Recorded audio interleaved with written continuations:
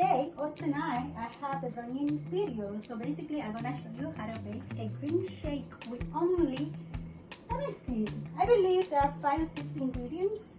This is blueberries, lemon, spinach, kale, almond milk, and water. Actually, yes, 5 ingredients.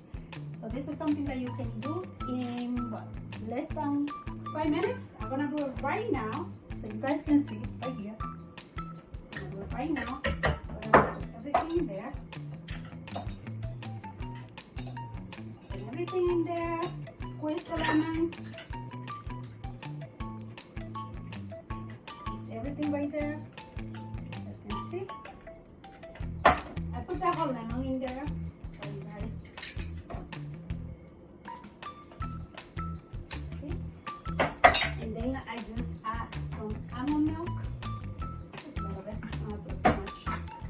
And then I just add some water. And basically that's it. And it tastes really good. So in here, you have everything that you need. You can see everything is right there. You need in there blueberries, kale, spinach, lemon, water, almond milk, and that's it.